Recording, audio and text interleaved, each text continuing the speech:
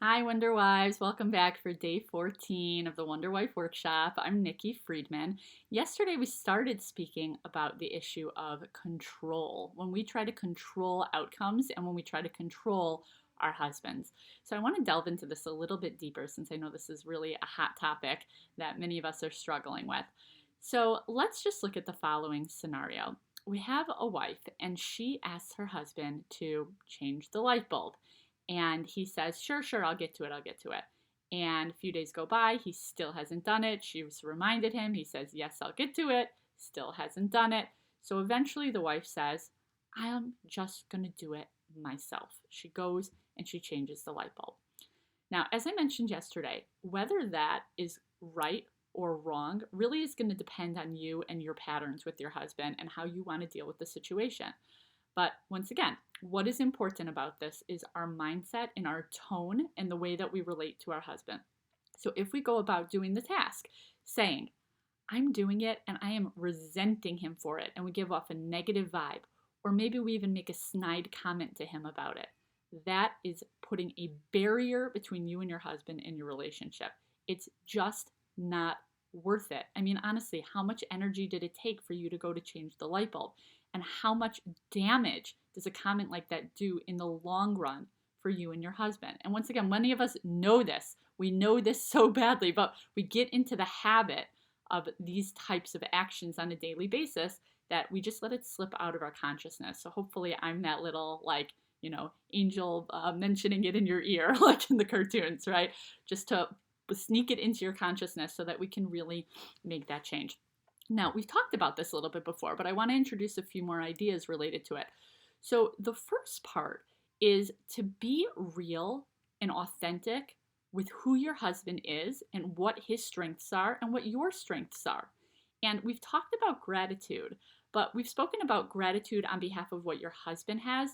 At this point, I want to make just a little shift to that and to have gratitude for your own strengths. Maybe you are really an organized, go getter, list maker type of a person, and that comes naturally to you. You don't have to put in a whole lot of effort. Be grateful for that, right? A sense of gratitude, we know, really yields happiness. And if a person can be grateful for their own strengths, then we don't have to turn towards things like resentment, right? So to be able to say, okay, let's look at it the other way. Maybe I'm uncomfortable in social situations. Maybe my husband, for him, it's a breeze. Think about how I would feel if I was put in a situation where I had to be social, and maybe that makes me feel really uncomfortable. Okay, well, now your husband has been put in that situation when it comes to getting things done, like changing the light bulb, right? We all have our strengths. So try to be grateful for what you have as a strength and recognize that, okay, your spouse has other strengths. And this reality is not going to change at this point. When we try to change our husbands, right, we just keep coming up against a wall.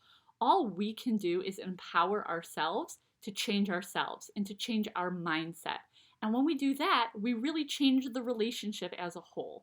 And our husbands are much more likely to come and meet us halfway and be motivated to come and give to us. Now, speaking about giving, right? Really, when we look at the root word in Hebrew, ahava, the root of it, which the word ahava means love, the root of it is have, which means give.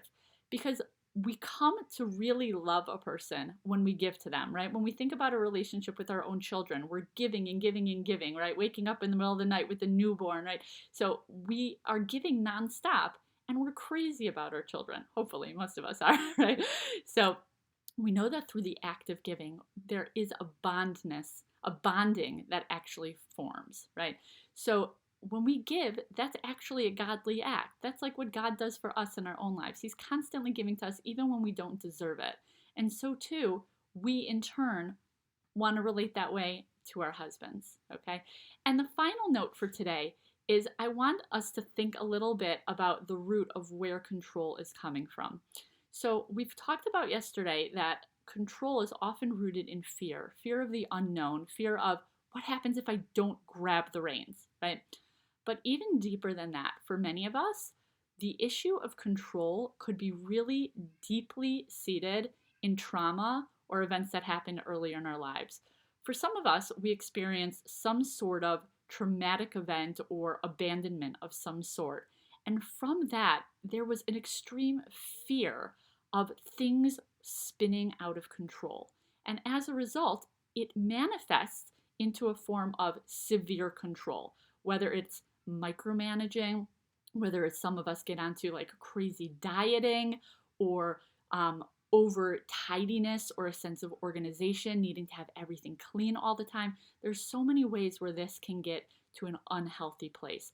And for many of us, it's living in a very subconscious place where we're not even aware of it. So my advice to you is if this message is resonating with you, that you really take some time to think about that, maybe through journaling, or really the recommendation would be to speak to a therapist or to a coach about it to get to the root of these issues. Because otherwise, we can keep telling ourselves we want to change, but if we don't get to the root of bringing into our consciousness where this is coming from, it's going to be really hard to make those lifelong changes. So I'm here for you if you want to reach out to me, and I'm happy to make referrals for those who are looking for a therapist as well. And I look forward to continuing the conversation with you. Thanks.